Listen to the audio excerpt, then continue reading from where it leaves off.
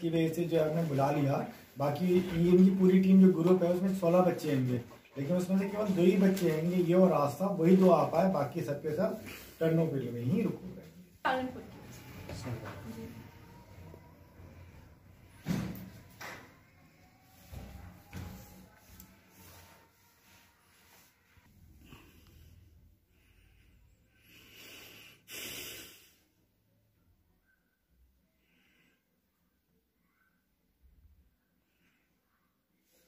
जी sir, मुझे एक और बात कन्वे करनी है कि अभी मेरे पास तो डॉलर थे, मैं आ गई और हम लोग पहले से, मेरी फ्रेंड और मैं, हम लोग पहले से इस बारे में सीरियस थे। बहुत से बच्चे वहाँ पे सीरियस नहीं थे, सब मजाक बना रहे थे इस चीज़। तो अब एट प्रेजेंट ना हम इंडिया वाले उन लोगों को पैसे दे सकते हैं क्योंकि बैंक्स बंद हो गए और अब उनके पास डॉलर नहीं है, ना ग्रेवेंस भी होंगे तो कम होंगे। इस केस में अगर इवैक्यूएशन हो रहा है तो सब लोग चाहेंगे कि मतलब इंडियन गवर्नमेंट ऑब्वियसली फ्री नहीं लाएगी, बच्चे से वो रेंट लेगी, तो वो क्या करेंगे अगर उनके पास ना बैंक चल रहा है इस टाइम और ना उनके पास डॉलर है ना ग्रेविन है, तब बेसिस ऑफ पेमेंट कैसे होगा? यदि फ्लाइट होती है और गवर्नमेंट उसे भेजती है, लेकिन कोई वजह होगी तभी तो ये कर रहे हैं। लेकिन वहाँ पे तब भी हमारी यूनिवर्सिटी नहीं मानी, उन्होंने कहा everything is stable, keep calm. सब बच्चे ने बहुत रिक्वेस्ट की कि सर प्लीज 1 मंथ के लिए आप लोग ऑनलाइन कर दीजिए, हमारी सेफ्टी प्रायोरिटी जो जहाँ है वहाँ रहे, आप हमें फोर्स नहीं करें। फिर एम्बेसी ने मेड फैब में एडवाइजरी निकाल दी कि अब बच्चे जो जाना चाहते हैं वो चले जाएं। अब लेकिन तो इंडियन रुपीज के हिसाब से उसे कम पर क्लास 300 रुपीज पे करने पड़ेंगे। अब हमारी क्लास दिन में 3 या 4 होती है, इस हिसाब से दिन के चल रहा है। तो कुछ देखने को मिला था वहाँ पे इस तरीके का फायरिंग, हाँ, गोली चलनी और क्या किसी की डेथ का मैसेज, या ये जो इस समय चल रहा है उस समय हो? मेरे पास इस टाइम मेरे फ्रेंड्स की वीडियो है। हाँ। वो सब बहुत कम हॉस्टल। हाँ। तो सब लोग मेनली अपने हॉस्टल फ्लैट्स में रहते हैं। हाँ। अब वो वहाँ पे जो फ्लैट्स के हर फ्लैट के नीचे, हर बिल्डिंग के नीचे एक बेसमेंट है, वहाँ पे यूक्रेनियन। हाँ। और बच्चे अब वहाँ पे फंसे हुए हैं मोस्टली कीव में, खार्किव में, वेनेत्सिया में। यहाँ पे मेट्रो में सब लोग मेट्रो के बेसमेंट में सब लोग। मेरा नाम शिवांगी गुप्ता है।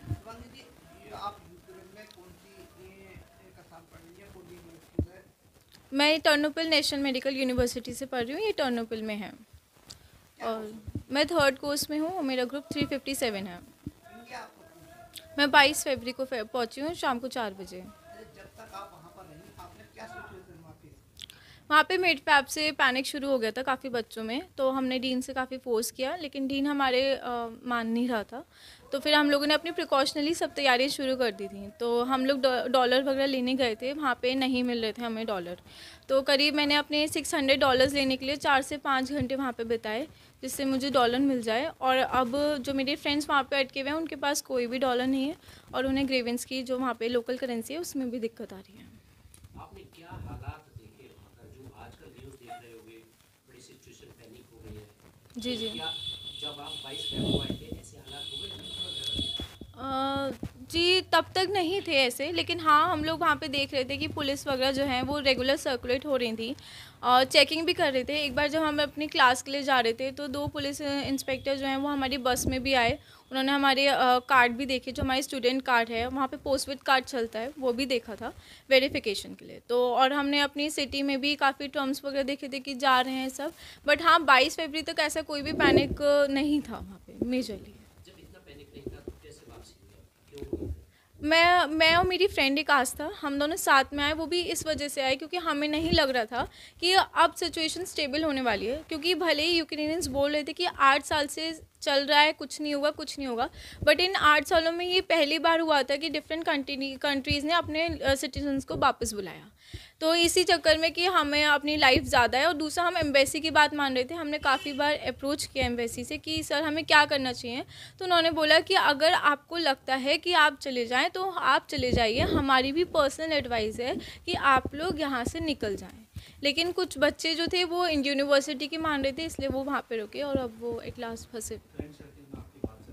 जी जी जी। वहाँ पे इस टाइम सब लोग बेसमेंट में हैं, फूडिंग की दिक्कत हो रही है और बच्चे घबराए हुए हैं, वो बोल रहे हैं कि हमें जल्द से जल्द यहाँ से निकाला जाए, क्योंकि जाहिर सी बात है क्योंकि अभी डीन और रेक्टर जो हमारी बिल्डिंग के हैं, जो हमारी यूनिवर्सिटी के हेड है, वो भी ज़्यादा रिस्पॉन्स अब नहीं कर रहे हैं।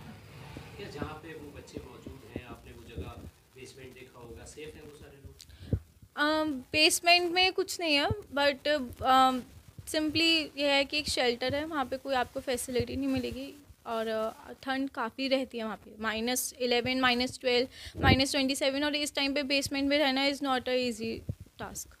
क्या बातचीत हुई है, उनको जो सुविधाएं मिलनी चाहिए थी वो हैं उस समय? नहीं, बिल्कुल भी नहीं। वहाँ पे बस वो लोग अपने ही विल पावर से, अपने ही सोर्सेज से, अपनी ही स्टोरेज से वहाँ पे हैं, क्योंकि जो एम्बेसी जब कीव में जो बच्चे फंसे हुए थे एयरपोर्ट के टाइम पे, वो एम्बेसी लेके गई है, और जहाँ इन्फॉर्मेशन मिली उनके हिसाब से एम्बेसी भी उन्हें फूड लेट दे पाई, क्योंकि आखिर वो भी फंसे हुए ही हैं बहुत। आप इंडियन गवर्नमेंट से क्या अपील करना चाहते हैं? मैं इंडियन गवर्नमेंट से ये अपील करना चाहूँगी कि सर प्लीज़ आप बच्चों को जल्दी बुलाएं, वहाँ पे फूडिंग की बहुत दिक्कत होने वाली है। सबसे ज़्यादा इम्पॉर्टेंट है पानी। अगर पानी नहीं मिलेगा, एक बार को खाना नहीं मिले तो बच्चा झेल सकता है, लेकिन खाना नहीं मिलेगा तो बच्चा झेल सकता है, लेकिन पानी नहीं मिलेगा तो बहुत दिक्कत हो जाती है। तो प्लीज़ सर, प्लीज़ आप बच्चों को बुलाएं, सच में काफ़ी पैनिक कर रहा है। मैं लगातार रात को सुबह 4 बजे से मेरे पास कॉल आ रहे हैं कि प्लीज़ आप कुछ करो, आप इंडिया में हो, and I really request Indian government to please take a step as quick as possible.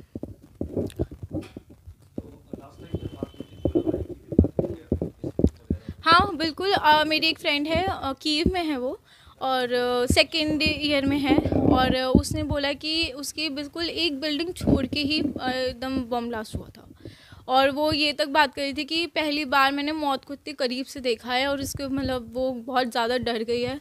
सब लोग एक जगह पे ही हैं, कह रहे हैं किसी तरीके से हम यहाँ से निकल जाएं, बस यही प्रे अब तो। मेरी एक फ्रेंड है, वो जा रही थी 24 को एयरपोर्ट पे, लेकिन बीच रास्ते में उसकी ट्रेन रोक दी गई, उसको वेनेत्सिया उतार दिया गया, और वेनेत्सिया में जब होती है तो उसने अपनी आंखों के सामने देखा बम ब्लास्ट, और वो चाह रही थी कि वो वापस टर्नोपिल अपनी जगह आ जाए, लेकिन वो नहीं आ पाई। सारी ट्रेन, बसेस, सारे ट्रांसपोर्ट बंद हो चुके थे। टैक्सी करी तो वो अराउंड $200 मांग रहे थे। जैसे तैसे वो 1 दिन में पहुंची है, अब वो टर्नोपिल में के बेसमेंट। जिस हिसाब से बातचीत चल रही थी वो हम टेलीविज़न पे भी रेगुलर देख रहे थे, तो जनरल ओपिनियन तो यही थी कि कोई प्रॉब्लम नहीं है, ये केवल धमकी वगैरह चल रही है, कुछ नहीं हैगा। लेकिन हमें ये लगा कि चाहे कुछ भी हो जाए, बच्चा घर पे ही सेफ़ रहेगा। तो हमने अपनी बेटी से कह दिया था आप किसी भी तरीके से अपना अरेंजमेंट करो, और आप इंडिया आने की जो है अपनी व्यवस्था को तैयारी रखो। आपने क्या व्यवस्था करी जो बेटी सकुशल यहाँ इंडिया? नहीं, हमने सबसे पहले तो फ़्लाइट बुक करवाई, चाहे कितने भी हो रही थी, हमने सबसे पहले फ़्लाइट पे जो है अपना फोकस करा। जो भी फ़्लाइट, बल्कि हमने रात में शायद 1:30 या 2 बजे जाके हमें फ़्लाइट की जो है बुकिंग मिल पाई थी, तो हमने सबसे पहले फ़्लाइट बुक करवाई इसकी। किस डेट में कराई? हमने इसको 19 फरवरी को हमने बुक करवा दी थी, और इसको जो है 21 फरवरी की जो है बुकिंग फ़्लाइट मिली थी। क्या कुछ ऐसा आपको आभास हो रहा था कि वहाँ सिचुएशन पैनिक हो जाएगी इसलिए? हाँ, ऐसा लग रहा था, क्योंकि अमेरिका वगैरह जिस हिसाब से बात कर रहे थे, और हमें मालूम है कि अमेरिका केवल भपकी ही दे रहा था, अफ़गानिस्तान में भी उसका रोल अच्छा नहीं था। तो हमें ये लगा ये लोग तो सपोर्ट नहीं करेंगे, लेकिन इसकी वजह से जो है यूक्रेन को गलतफहमी हो रही है कि हम सपोर्ट ले लेंगे, और यही वजह थी कि वो हमें लग रहा था कि रशिया जो है उसको अटैक करेगा ही करेगा, और यूक्रेन को अपने कब्जे में लेना ही लेना है उसे। इस वजह से हमने जो है अपनी बिटिया को वापस बुलाने की सोची। रोज़ चल रही थी, रात को रोज़ बेटी भी हमारे कोई फेवर कर रही थी कि हाँ आप जो सोच रहे हैं वो बिल्कुल सही सोच रहे हैं, यहाँ पे सिचुएशन जो है वो ब्लास्ट ही होनी है, फेवर में नहीं होनी है। आज की सिचुएशन न्यूज़ से मिल रही है, तो आप मानते हैं आपका डिसीजन? नहीं, हमारे को जो मिलने जुलने वाले हैं उन लोगों को भी जब पता चल रहा है तो वो लोग भी यही कह रहे हैं कि आपने अच्छा डिसीजन लिया, टाइमली डिसीजन लिया। खुश हैं आप? बहुत खुश है।